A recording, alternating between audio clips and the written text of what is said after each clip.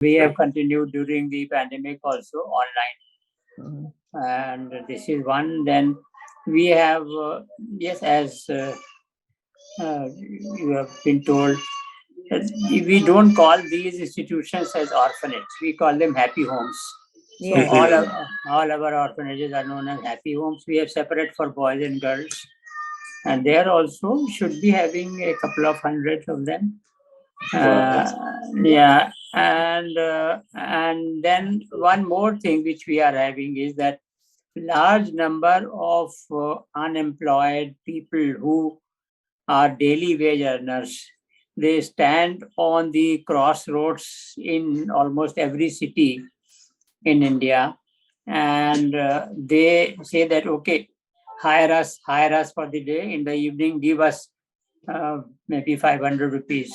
And in most of the cases, the woman of the house also works in some house doing some household chores. So if they have small children. Usually these are young couples.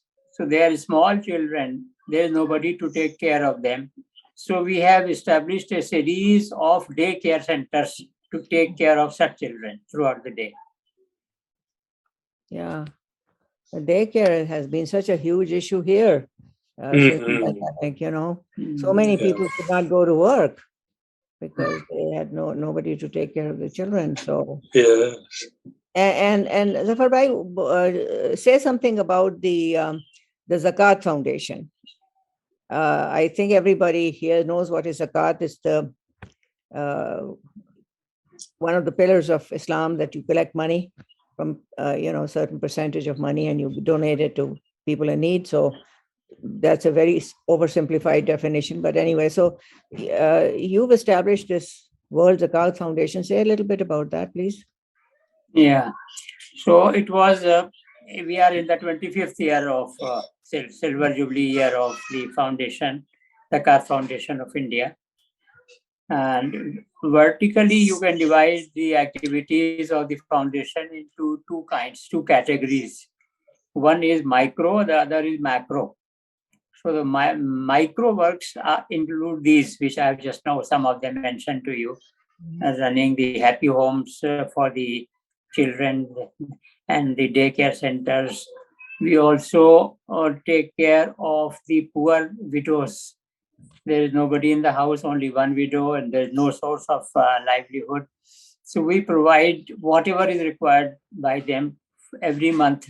One huge packet is given to each one of them. So that is also a micro work that the Zakat Foundation does.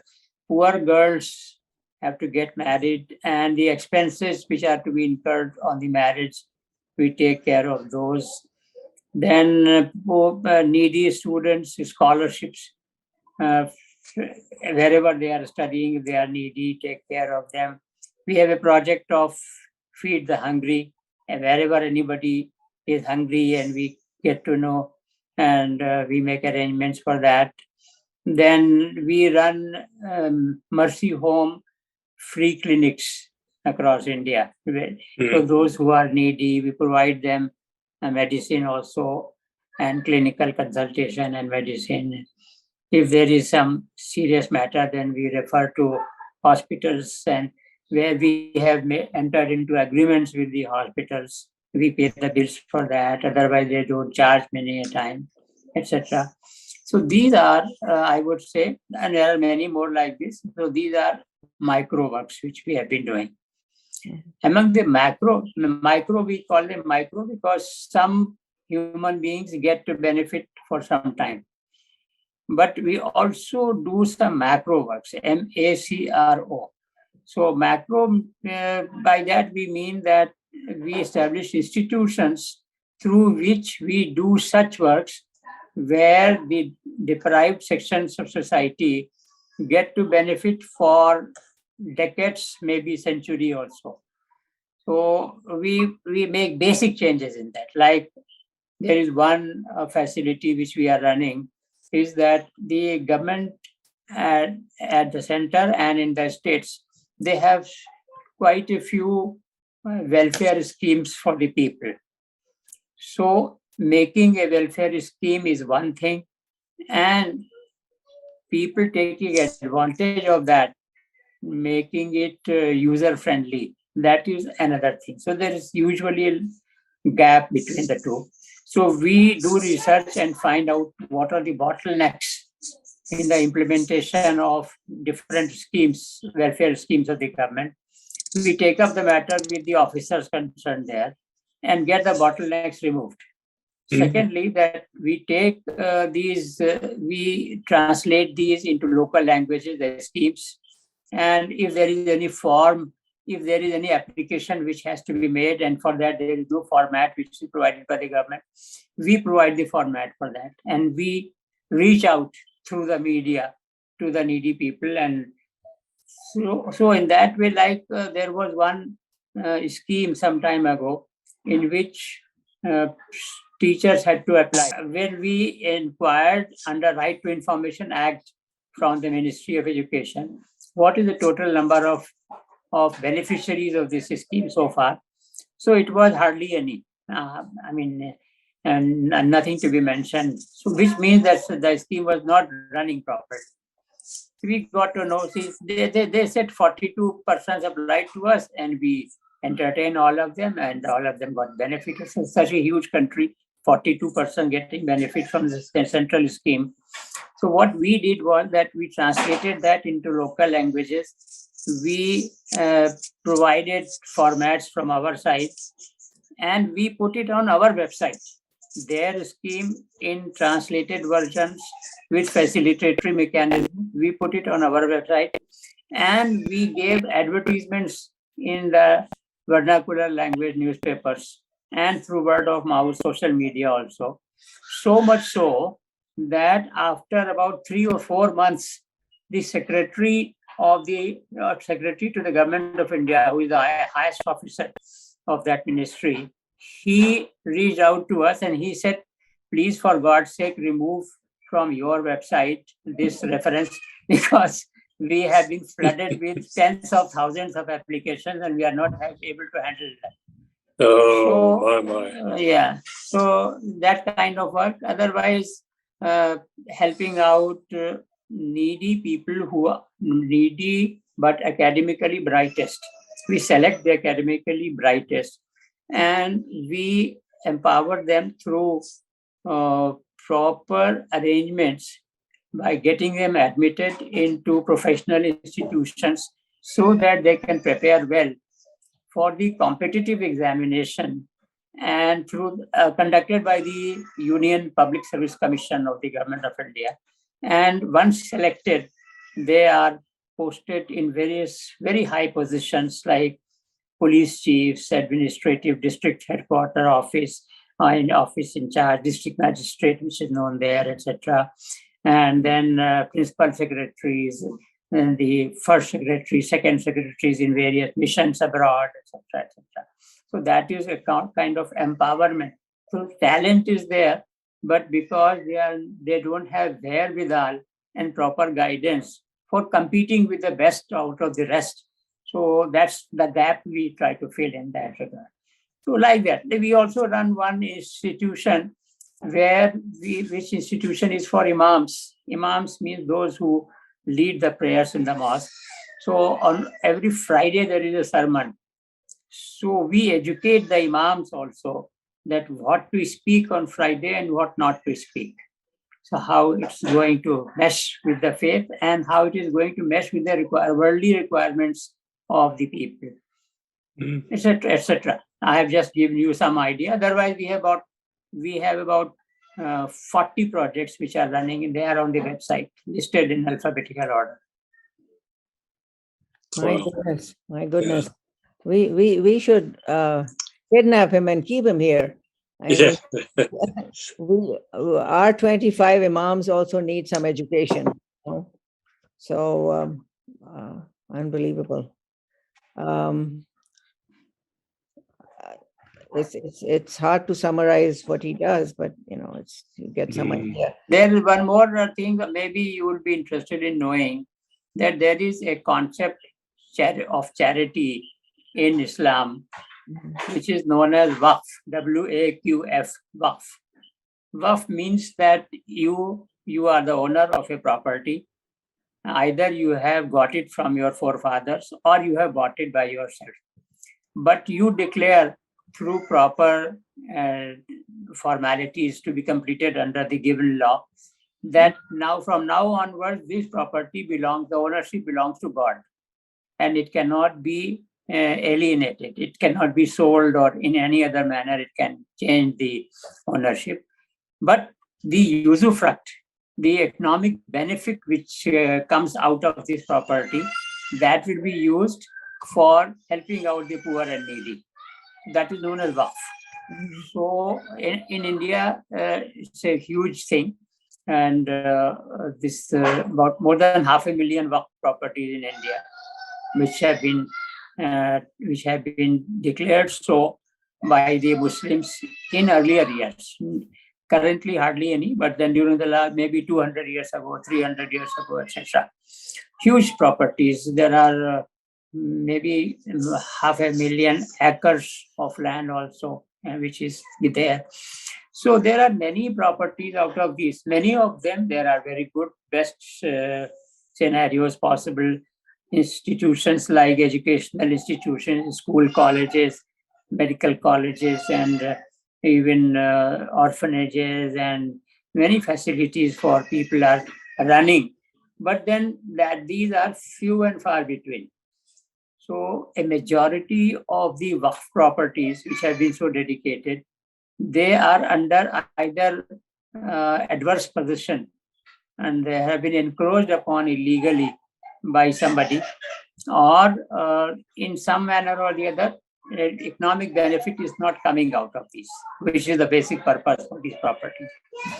So we do that work also to retrieve the waqf properties which have been lost to the community and to restore these to the waqf board. There is a law, waqf law of India in the made by Parliament, very good law.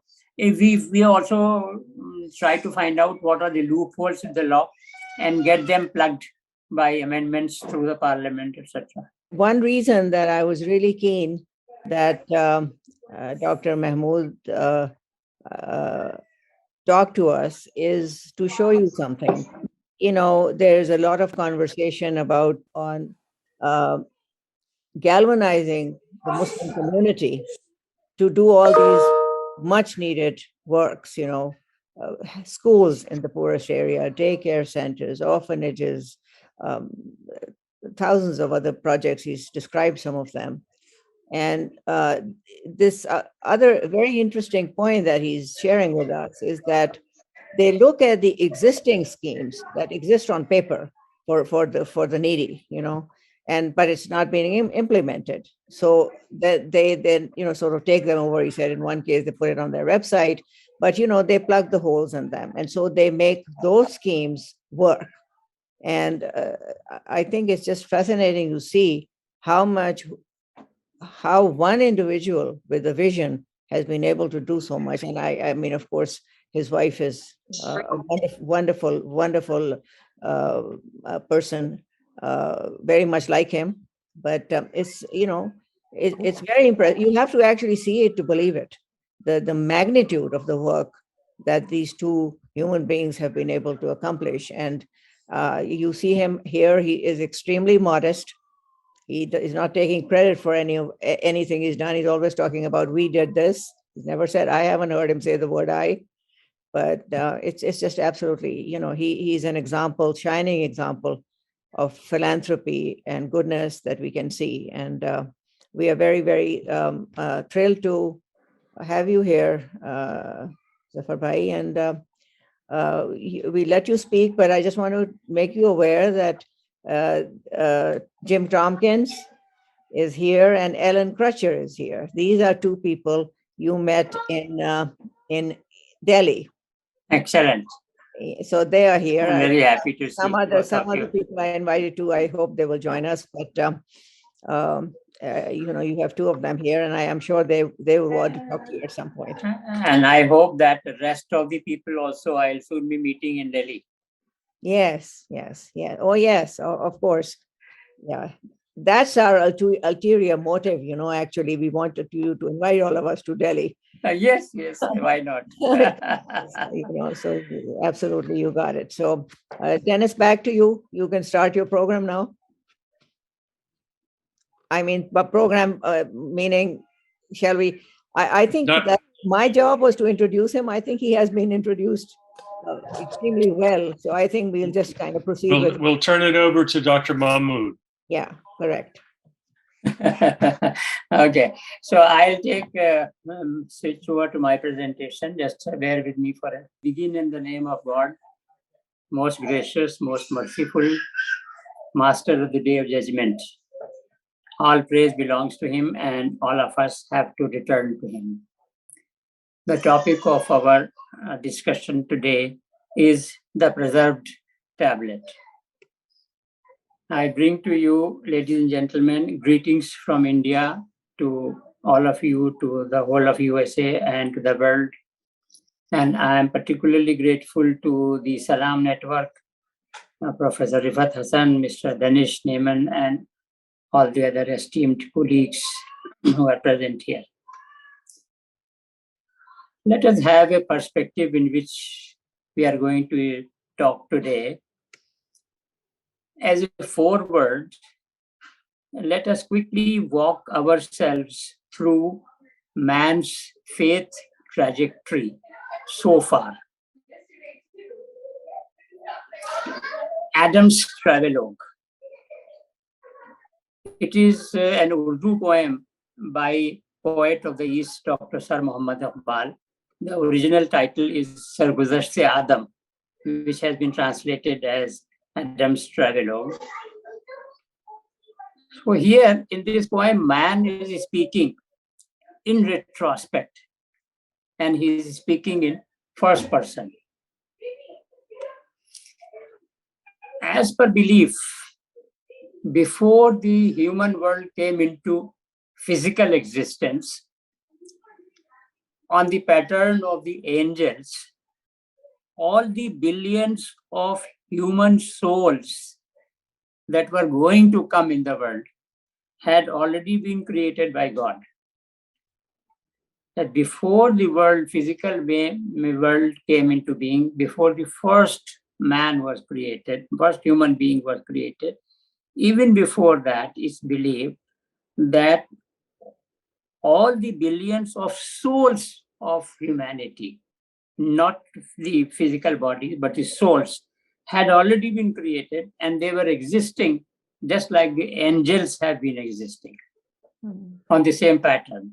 So that clarification is required before I proceed further.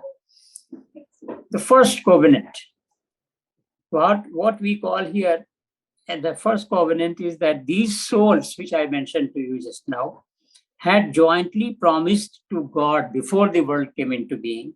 They had jointly promised to God that they would behave well in the world. That was their covenant with God before the world was created. So the poet says that I forgot the story of the first covenant. And poet means that he is, yeah, okay, go ahead. I'll not disturb the beauty of it. I forgot the story of the first covenant.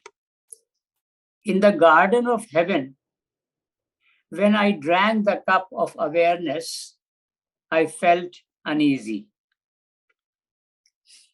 Ever since then, in the heavens and on earth, I have always searched for the truth about the world, utilizing the celestial heights of my thought process.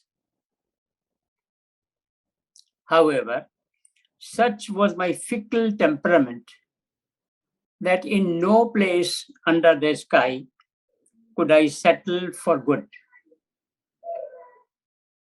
At times, I cleared off the Kaaba of stone idols, though earlier I had placed statues in the sanctuary. On another occasion, to converse with divinity, I climbed Mount Sinai and in turn unfolded the eternal light from out of my sleeve. Later, by my people, I was fastened on the cross. Yet I traveled to the heavens, leaving the earth behind. For years, I ensconced myself in the cave of Hira. Thus, I resuscitated the humanity with the eternal tonic. Earlier, arriving in India, I had sung the divine sarod. And additionally, I had taken fancy for the land of Greece. Moving beyond the Indian expanse, I went to settle in China and Japan. I saw the world composed of atoms, contrary to what the men of faith then taught. By stirring up the conflict between intellect and belief, I regretfully soaked in blood so many lands.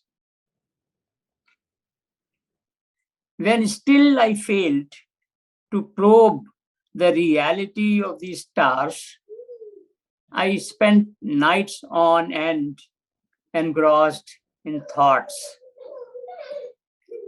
The misconceived autocracy could not overawe me as I taught the reality of the revolving earth. I donned the lens of far-seeing and deeply analytical reason and acquainted the world of the gravitational force. I captured rays and the restless lightning, making our earth the envy of paradise. Such of my expositions did captivate the universe. Yet I kept wondering about the secret of human existence. Then, at last, my eyes, enamored of materialism, did open, and I found the life essence lodged in the mansion of my heart. Thus, ladies and gentlemen, in this poem, the poet Dr. Sir Muhammad Iqbal has utilized his extraordinary poetic talent to describe Adam's exit from paradise and the guidance that was received by every race and land in subsequently. That mandates human inclusiveness. Man is expected to be generously indifferent. Color, birth, nation, and faith. Unity of mankind and its universal realization is the great message of this poem. You are invited, ladies and gentlemen, to watch this video at YouTube. It has been produced by Interfaith Coalition for Peace along with sister organizations. It also reminds us that in our world, various faiths had spread through different prophets of God. Some of these prophets were given books also. The Holy Quran says in 85.22 that since before the creation of humanity, all the upcoming scriptures were kept safely together in a preserved tablet, for which the terminology used in the Holy Quran in Arabic is Lawh al-Mahfuz, translated as a preserved tablet, which is guarded from every accursed devil and secure from any falsehood.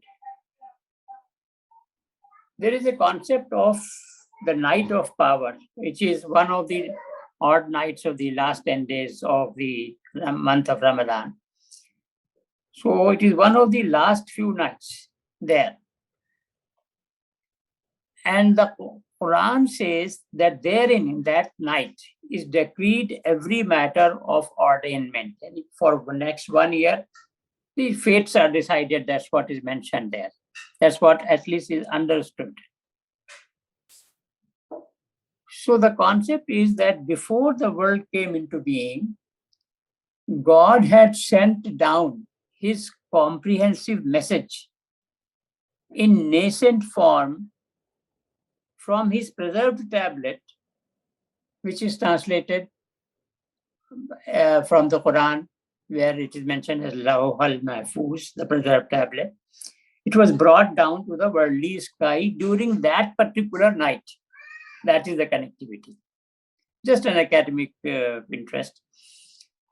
And the Quran also says that that particular night is better than 1,000 months. That's the word used there, 1,000 months. And if you divide 1,000 months by 12, you get about 84.3 something number of years, which is perhaps the normal average human life. So that is to say that the prayers made during this particular night and the significance thereof is has much greater value than the entire lifespan of supplication or spending life in different ways. On this night, angels descend to earth carrying God's bounties and instructions. Talking about the glory of this night, Quran clarifies that it is God who revealed the message through his prophets, peace be upon him. Prophets, it's always plural, not one, not only Muhammad. Prophets, in fact, 25 names of different messengers, including Moses, Jesus, and Abraham, and David, and so many others, are mentioned by name also. And at least 3 books are mentioned by name. So well-researched scholarly opinion converges around the belief that the revelation of predecessor scriptures, that is those which were revealed before the Quran, the predecessor scriptures which were revealed by God to the earlier messengers also occurred during similar nights. That is the scholarly convergence of opinion. This is indeed, ladies and gentlemen, a strong directive for maintaining interfaith affection, because the books and each book and each prophet to whom the book was given, from that a particular community has come into existence, and different communities are existing in the world. Names of some messengers are mentioned in the Quran, as I just now said. In different parts of the world, great spiritual names occur in multiple theologies. Some of these spiritual persons were among those revered messengers whose names are not mentioned in the Quran. Mind this very minute difference. Even those whose names are not mentioned, they are also mandated to be revered equally. Nonetheless, all the believers are duty-bound to equally respect all of them as mentioned in the Quran in 2.285. La nufarriqu bayna ahadin min rusuli. Do not differentiate among the messengers, including those whose names are not mentioned in the Quran. Similar is the case with the spiritual books. Names of some books are mentioned in the Quran, and names of many books are not mentioned by name in the Quran. Those of us who are more interested in knowing the specific details and also the references, there is a 9-minute video. You can see, look for it on YouTube by the name of Interfaith Love in the Islamic Mandate. So, friends, what was sent down earlier from the preserved tablet to the worldly sky was a compendium of God's perspective planning for the universe, including the spiritual life on earth. And it's very important to realize and to note that if God would have so willed, he would have made all of us world citizens owing allegiance to one faith. But God chose not to do so. And that is all mentioned in the Quran. He rather shaped us into races, nations, and faiths. That way, what is the purpose of doing that? That way, he has put us to test during our stay on earth. So the purpose of creation of humanity is liyabluwakum ayyukum ahsanu amala. That is the specific verse there, 11.7. That's so that God says, so that God may test as to who amongst you, utilizing the resourcefulness that I have blessed upon you, each one of you individually, utilizing those resources, how much you are doing for making the other human beings' life easier and comfortable. That is the purpose of creation of humanity. So God evaluates as to, despite being apparently unlike each other in more than one ways, how do we respond to his message, and to what extent we accommodate, love, and help each other. God is testing as to how much are we able to appreciate God's design of intrinsic human unity interspersed into outwardly group diversity.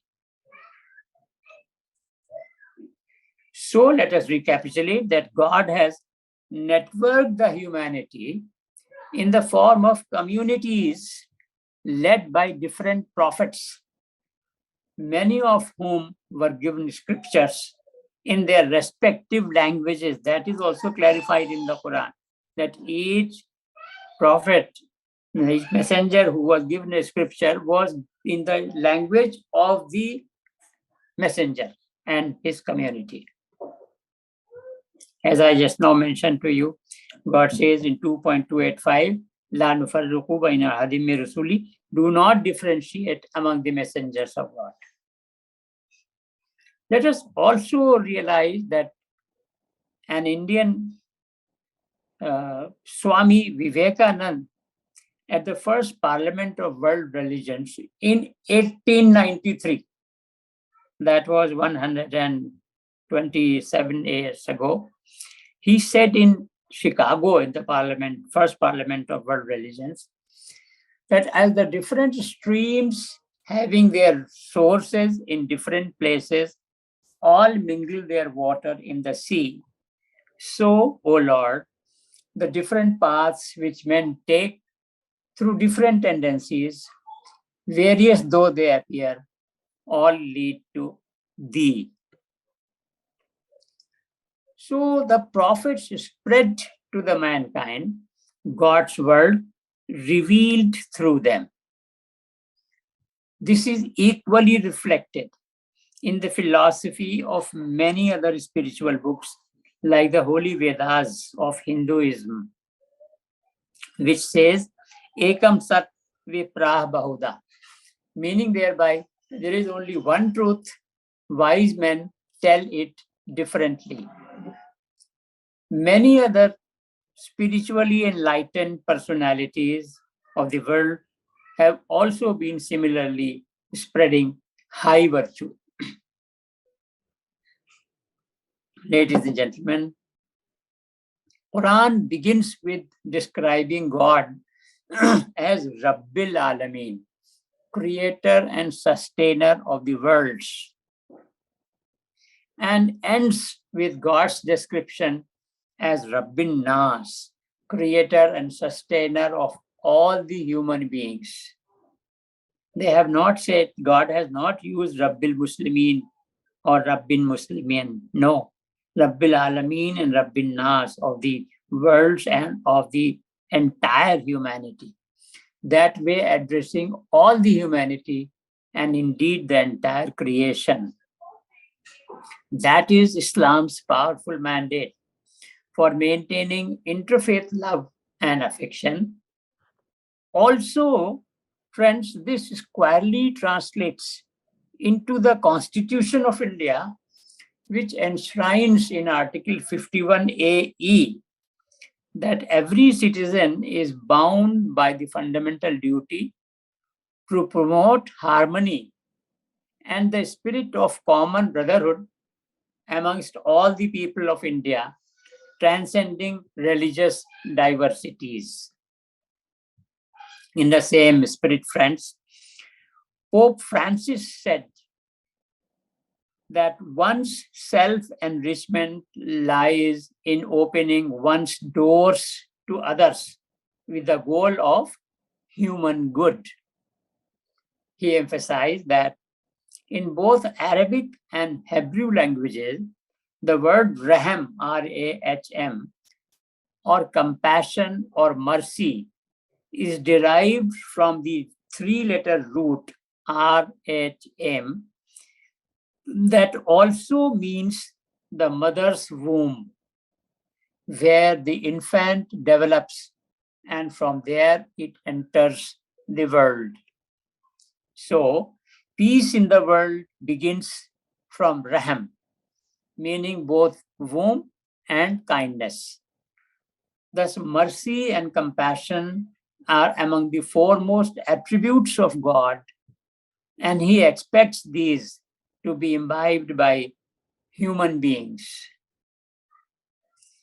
Ladies and gentlemen, the preamble to the United Nations Charter says that we, the peoples of the United Nations, determined to reaffirm faith in fundamental human rights and in the dignity and worth of the human person, and it calls upon the world community to practice tolerance and live together in peace, and for achieving that purpose to unite our strength. Let us thus rededicate ourselves to the spirit of mutual accommodation. Incidentally, ladies and gentlemen, with the phenomenon of preserved tablet, some scholars also attach the concept of predestination, which is known in the local language in India as taqdeer, predestination. It's important to mention here, this needs to be clarified. And having gone through various commentaries and researched through various sources, authentic sources, one finds that our supplications do change the destiny. And these are of much avail. Number one. Number two, that good deeds are a source of an increase in one's sustenance and can avert calamities. So predestination can be changed by good deeds, by prayers and by good deeds. And thirdly, sins result in a decrease in one's sustenance and invite calamities. Even if it's not predestined for one of us to be so bad, but then if we are not on the keeping ourselves on the side of God, that may further go down. So both ways it may change. The predestination can change because of the factors for which the human being is responsible. So the inference here is that fate can be changed. Quran clarifies in very clear terms, Laisal insana illa ma sa'a. One get what she or he strives for. Here, it is not only saying that if you don't strive for it, you will not get it, but there is also a hidden meaning here that if you try for it, you will get it. So this is what was discovered by Newton through his third law of motion. For every action, there is equal and opposite reaction. Newton discovered it. He did not create it. It was created by God. It's God's law existing. Everybody knows. But Newton discovered it in a very beautiful and scientifically presented manner. Also, let us think that there are in the world, among all the humanity, there are 100 kinds of fates. 100 kinds of fates. I tell my audiences that suppose fate number one is that of a poor laborer who is standing on the crossing, as I just now mentioned to you. In the morning, please take my services throughout the day, and in the evening, give me 500 rupees. And so his is fate number one.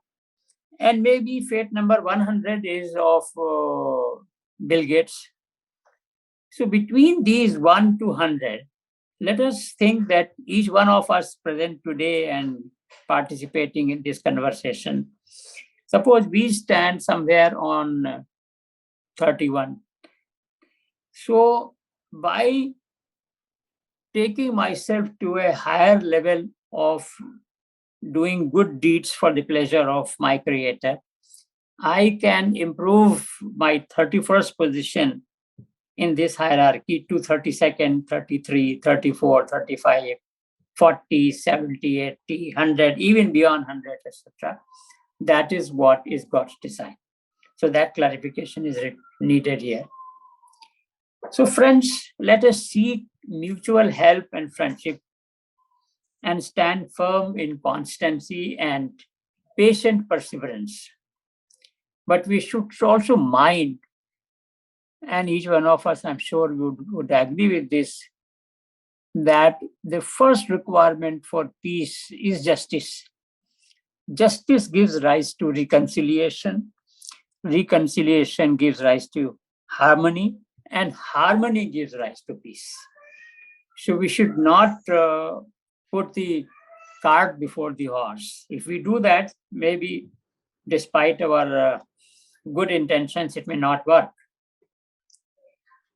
So let the followers of all beliefs appreciate that there is a common destiny based on love and peaceful coexistence.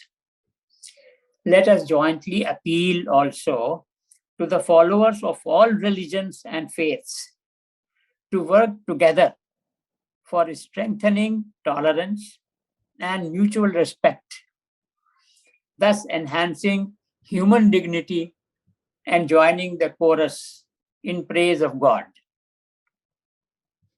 Let us also urge all the governments, political formations, and organizations to join hands and contribute in creating and nurturing an atmosphere of trust and understanding.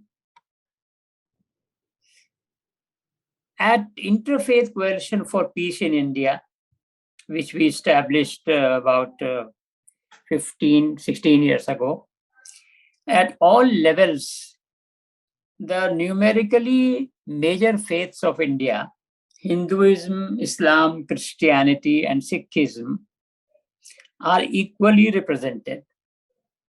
And people of all other religions are enthusiastically taking part. They participate in the deliberations and the programs. We take these to the masses all over the country and elsewhere.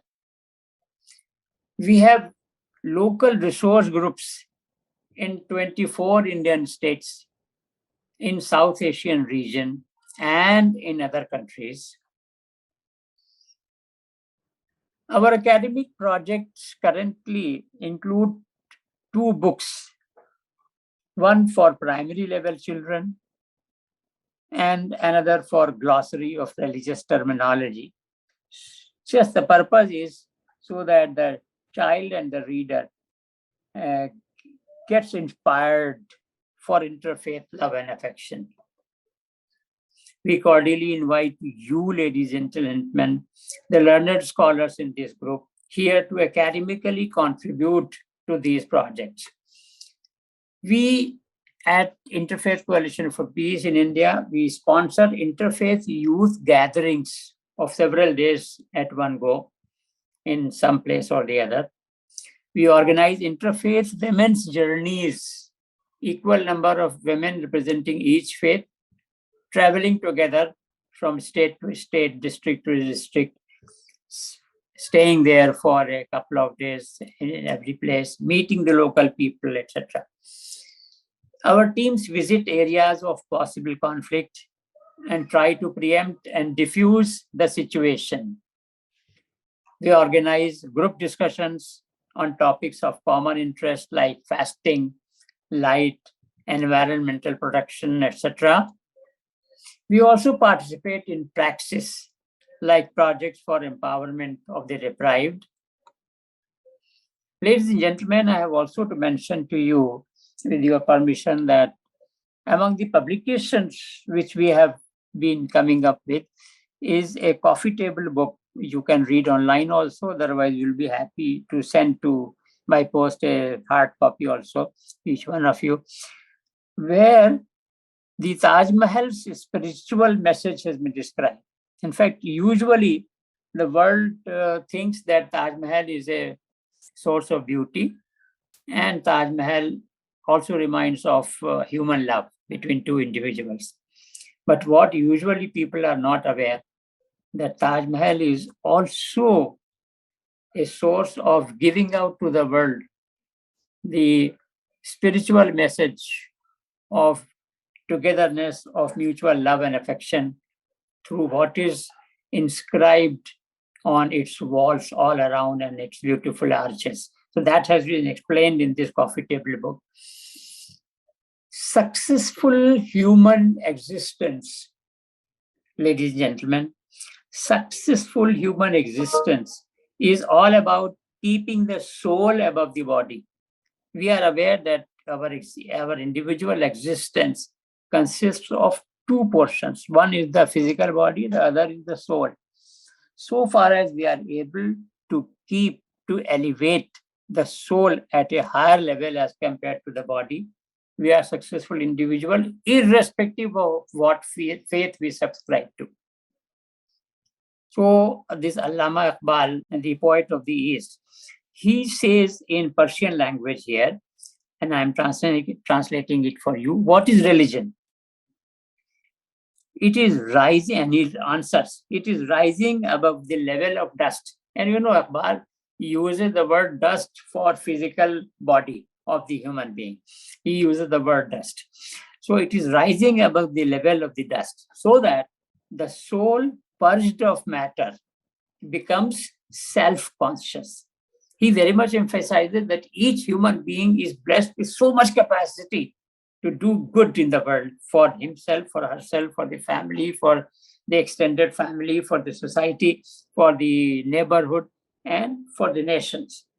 So, but then one has to realize the inner strength. Centuries-old underlying principle of Indian social order says, Sarv Dharm Sampanna. Let all faiths manifest. Yet, friends, we the citizens of the world seem to have digressed from our original promise, the first covenant. We need to put our heads together and mull over possible institutional changes to be effected in the intra-community, intra-humanity universal network. Proceeding on these lines, friends, after Mr. Biden took over the US presidency, we from the Zakat Foundation of India and Interfaith Coalition for Peace together had sent to him a letter that still dawns our website. We wrote there, the world is earmarked into 8 units, commonly known as village, town, city, district, province, region, nation, and continents. So these 8 different kinds of units the world has been earmarked into. Okay. We added that these are essentially administrative units meant to facilitate the universal human life. 7 of these units have been mostly fulfilling this purpose.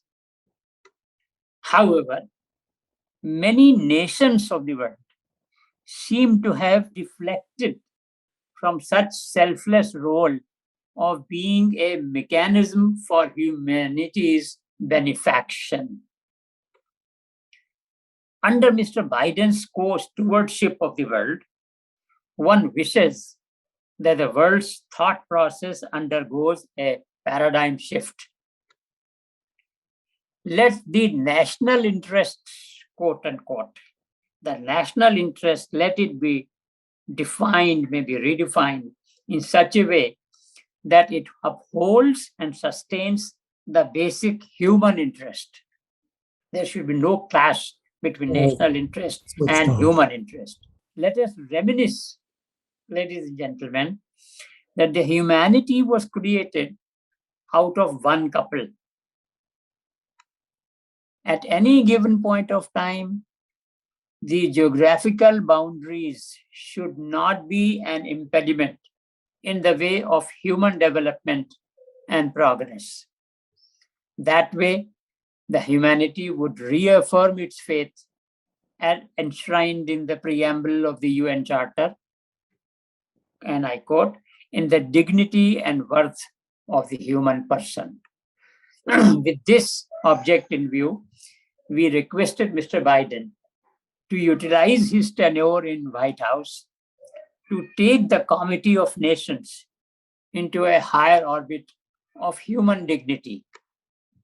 So, ladies and gentlemen, some of us citizens of the world would have to imagine ourselves in the skies as if each one of us is sitting in the skies, like Aristotle's philosopher king, and selflessly think how best to guide the humanity, urging it to undergo the required metamorphosis in the field of interpersonal and intergroup human behavior, so that upcoming generation gets made of better human beings.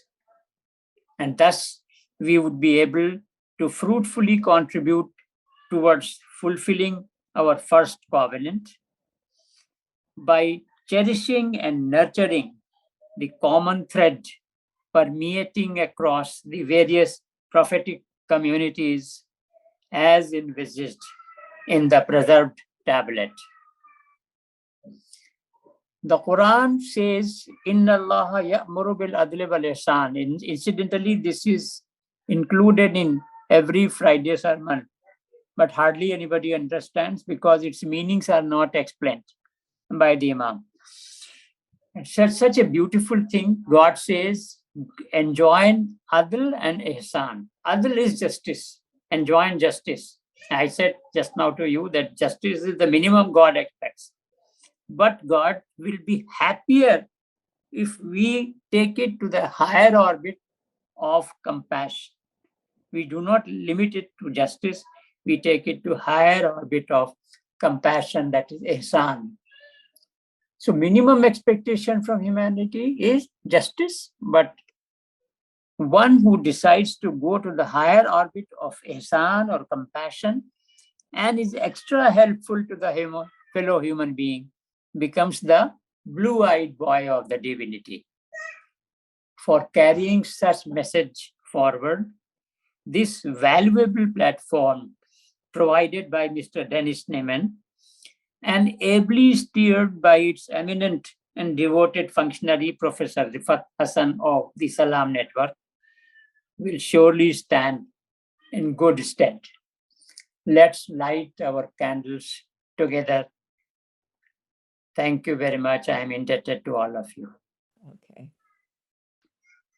Thank you very much, Dr. Mahmood. Yeah, thank you. Very nice. My pleasure.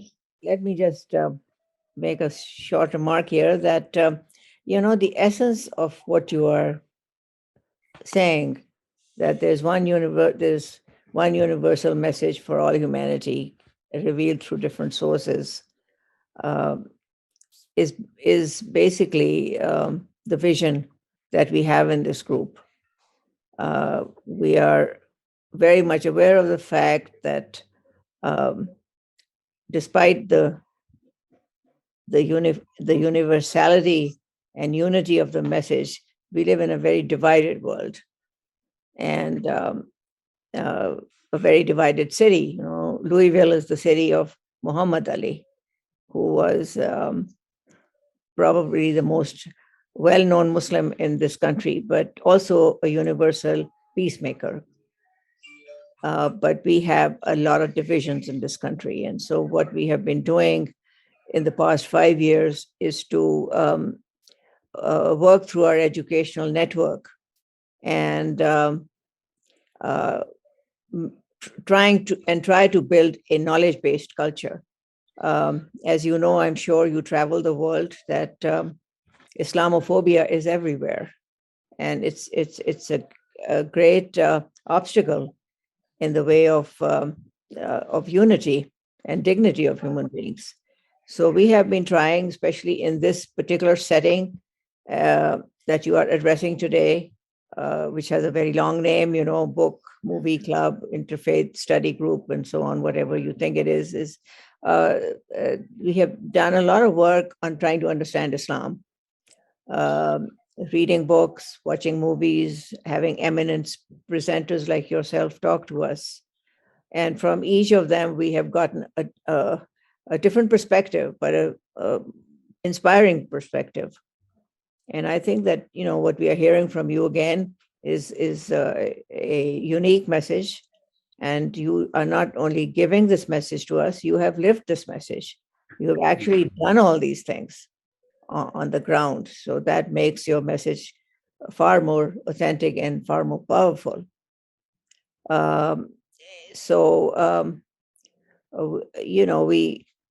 are in this struggle everywhere, how to realize this message, actualize this message. And one point that you made, which I think is very critically important, people keep talking about let's make peace in this world. They talk about peace, but there is no peace without justice. This is a fundamental Islamic teaching, and this is also a fundamental truth that is believed by many seekers of peace. Because without peace, we cannot have justice. And so if you start with the effort to, without justice, you cannot have peace, So I think it's important to make that clarification, that first you need to have a just society. If a society is not just, it cannot be at peace. Aristotle had said that the basic reason for revolutions and disturbances in society is a sense of inequality. So that is there, and we have been trying to address it. In our work, we deal not only with the unequal treatment meted out to people seen as the other, to refugees and immigrants, to the LGBT community, to women. We have tried to talk about all these issues. We are, of course, a very small organization, and we can only do so much. But I think that it's gratifying to me personally to know that you're carrying this message everywhere. You're a very well-traveled person. You're a person who has access to so many people, and you're doing this very, very much needed and very difficult work. And so, that's very inspirational for us, that if you can do all this in such a huge country, which is actually a continent with so many 100 languages and different people, and all the divisions, political, economic, social, etc., that you are still able to do these wonderful things, I think is extremely inspirational for us. So I would like to now invite other people to say something. You can talk about your personal experience. Ellen, where is your face? Um, you spent a lot of time with Dr. Mahmood in Delhi. Would you like to share something with us? She's still here. I don't see her face. Okay. What about you, Jim? Well, I remember three very important things. I remember the students, and I remember them performing a musical, and and then I stood up and did imitations of them. The next thing I remembered is how smart the students were and how incredibly, gosh, well centered and truthful and honest and really rather pure. And then I remembered your two sons. One of them was a doctor at the Cleveland Clinic, and he was trying to get back into the US, but this was just after 9/11. So the country, the administrations were terribly worried about letting people into the country, even though he'd already been in the country. So the whole thing was nonsense. And then I remember your younger son. And then I remember sitting around your table with your wife and with Rifat and with other members of the committee. And I remember what a wonderful time we had. And that's what I remember, and it was that was worth it, all worth it. It was worth the whole trip. And so Zafar, everything that you've done and continue to do has been extraordinary and very pertinent to the times. And so I hope that you can continue that, and for all of us, not just for you and for the school and for your wife and your children, but really for everybody. And you would be the first to agree that it has to be for everybody. And well, that's all I have to say. Thank you. And thank you very much. I have just to give my gratitude to you, and also we also remember you visiting there, and for your very kind information. My son, whom you mentioned, he was studying here at that time. So Yes. he did come back here, and not only him, but my older son also. And both of these sons are well settled in United States. One is working as a cardiologist and the other as gastroenterologist, both in New York State. And one is working in Cornell University's Medical Center, Presbyterian Hospital. And the other one is in Middletown. So both are working very well here, and their families and my grandchildren, and so I am staying with them these days. Yes, thank you very much. Yeah. Ellen, Well, thank you very much. Ellen, would you like to share something? Well, first, I would just say tonight, this feels like a presentation offering us so much hope, so much reason to lift from. I think we've had some dark times, and I'm just soaking up your message tonight. It's a beautiful expression. I'd like to know more about what you have shared with us. And I guess I raised the question, why is it that this is not more generally presented and understood? This fundamental unity that we all share through what you've called the tablet, right? So this is my first exposure, and I doubt that many people have had any. So maybe that encourages you to do and explore further what you have offered us tonight. I'm so happy to be part of this group this evening and to remember the experiences with the times both here in Louisville and over in your country. And the genuine care and hospitality, I think, in so many of the settings, whether it was you visiting the US and your colleagues or my own personal experience, I was so blessed to have the time there and to have the realization of a dream, truly. Persons that just felt like they were going to make you part of their family.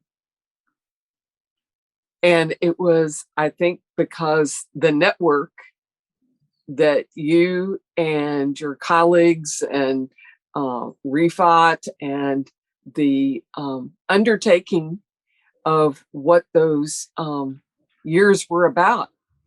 So I'd like to say thank you so much, and also ask that you maybe ask us to think on this after this presentation and offer ideas to expand what this message is, and try to, I love the fact that you wrote to our new president. You know, it takes bold moves, and that's a bold gesture. You also had slides up about Pope Francis. I just think there are many ways that you have touched into something that is a universal way to go in a direction that will bring the compassion, not just the justice. Thank you. I want to take just a couple of minutes to share with others beside Jim and Ellen, who were actually part of this program, what it was about. After 9/11, the relationship between the US and the Muslim countries was at the lowest ebb possible. And it was a kind of a strange situation because the Department of Justice at that time was very keen to war against any Muslim nation or group of people whom they saw as hostile in any way. And the State Department was trying to make peace. So there's one department trying to make war, the other one trying to make peace. And so what the State Department did in 2002 was they announced a competition mainly for universities for ideas. What the State Department does is it sponsors exchange visits, and they wanted to they wanted to get different ideas. And the dean of that time, the dean of the University of Louisville College of Arts and Sciences, asked me if I was interested, if I would do it. And the first thing I did is I called a community meeting to ask if people would support it, if we were to go forward with it, and they did. And it was from that experience that I learned that I had a community meeting May 1, 216, which was the beginning of the Salam Network, because it's very important to have community support. Anyhow, this is a long story, but, I took 4 delegations first, I brought 4 delegations of South Asian Muslims. This is a 4-country program. India, Bangladesh, Pakistan, and Afghanistan, brought them to the US, and then took Americans back to these countries. And so this program lasted from 2002 to 2009. And we got the first grant. And in fact, all the money that the State Department was going to give to several institutions, they gave it all to us because they were very, very pleased with what they were seeing.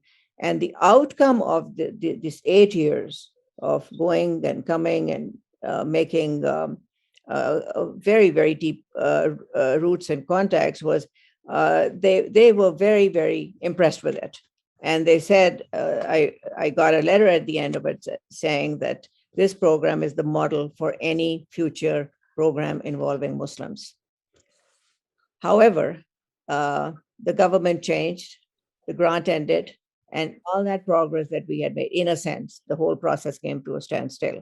So that's the disappointing part. But the encouraging part is that there still remains a strong network of people who believe in this.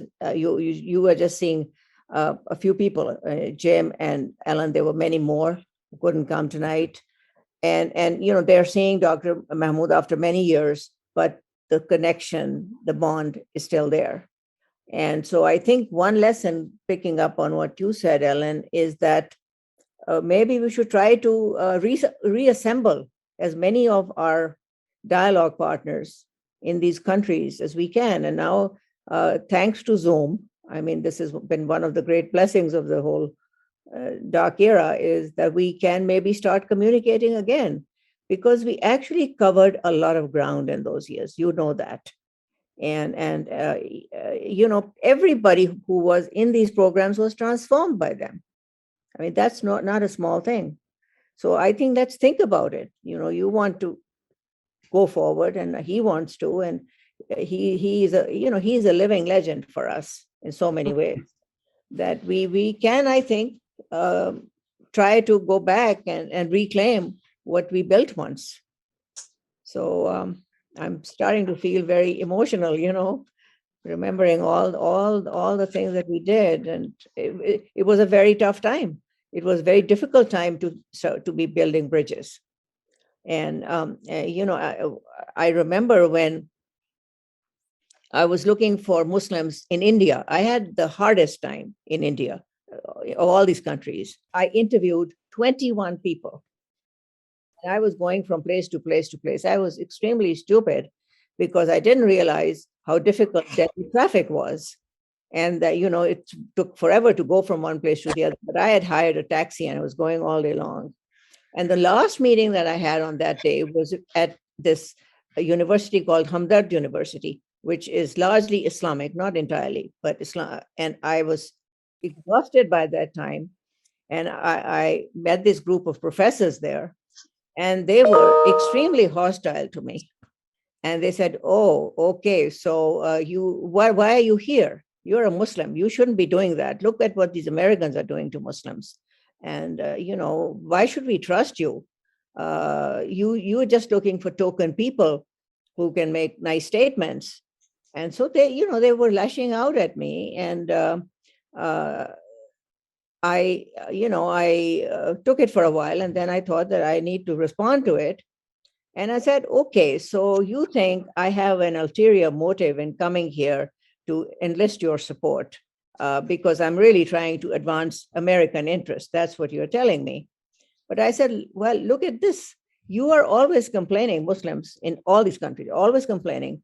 Nobody in the West hears our voice. Nobody wants to give us any platform. So I said, now you're going to get a platform. Now you're going to go and you can say anything anywhere. There's going to be there's going to be no structure that impedes you. And I said, in fact, I'm looking for people who are authentic Muslims. I'm not looking for token Muslims. So so I think that at the end of it, they became more sympathetic and kinder to me than they had at the beginning. But it was just a very, very complex experience altogether. But a lot of good came out of it. And I think that since we have so many good people here, and this universalism that Dr. Mahmood has talked about really kind of touches all of us deeply. We can try to enlarge our own group in many ways, and need your help and everybody's help who's here today, and even those who are not here today, but we'll get the word out to them. So I wanted to say that the image of the Taj Mahal is a pleasing one to represent not just, as Dr. Mahmood said, the love between two humans, but also the development of loving compassion in the world. So I'm pleased to see that in your presentation. Thank you. He has offered to send a copy of that beautiful book to everybody. Would you like to have it? Oh, Oh, yes. All right. So Most grateful. I'm going to send you everybody's name and address, and Okay, sure. we'll hold you to it. No, he'll definitely send it. Pleasure. Mm. So You know, the whole. I'm not unmuted. The whole talk, I'm very much in favor of it, but it presents a whole series of very profound questions with a predestination, free will, the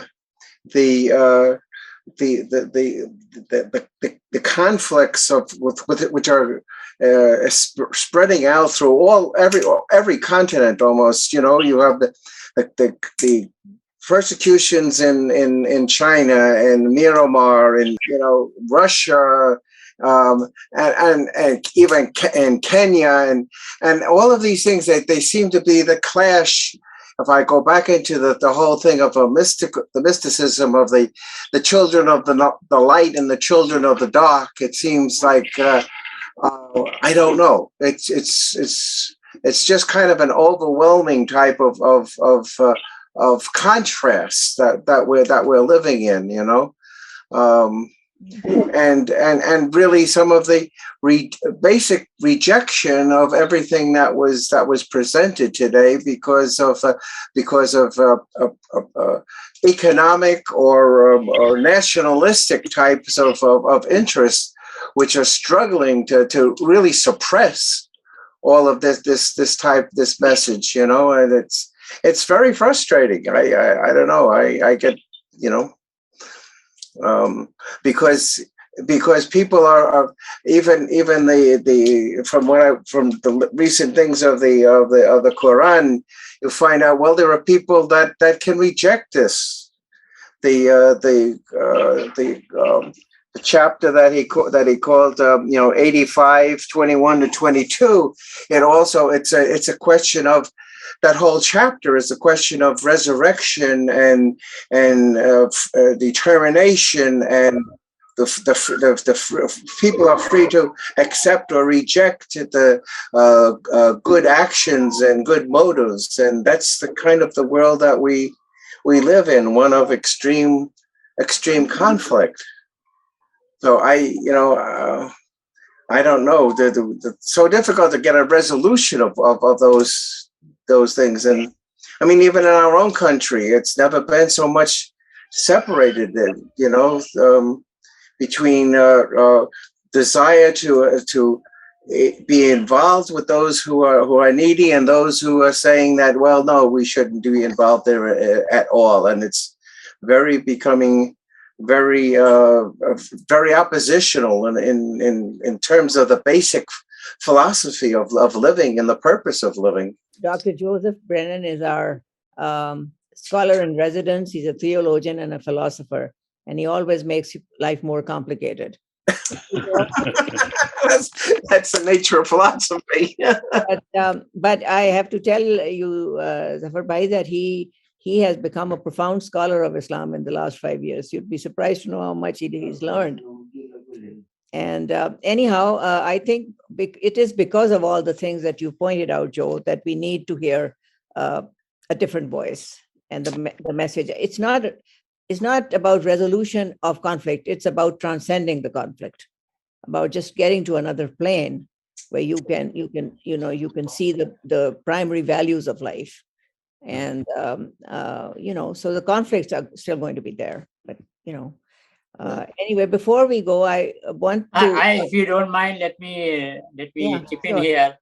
That that's right. I fully agree with Mr. Joseph Brennan. There are difficulties, yes, but then we are true soldiers of our prophets. we should go back and see what difficulties Christ and Moses had to face when they began their ministries. But then they did not get frustrated out of that. They get not get discouraged out of that, because the world seemed to be against them, but they were doing whatever the bit they had to do. So the message that we have, all of us have got from our Creator, is that my duty and your duty, individual duty, is to make an effort. It's not within the control of any one of us to effect any changes, to instill the efforts with the results. It's not with it. That is a divine thing. That's a divine domain. In fact, God had once scolded Prophet Muhammad, peace be upon him, that it's not your domain to put the effect in your efforts. That is my domain. You keep on doing your effort. So that is the broad lesson. And today's event is one such attempt of doing whatever best one can do.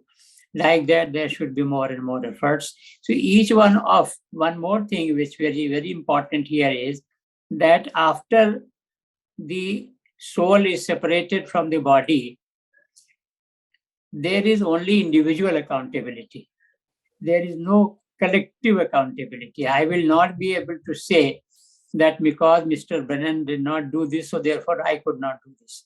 My hand will speak, my skin will speak, every organ of my body will speak that he could do it, but he did not do it.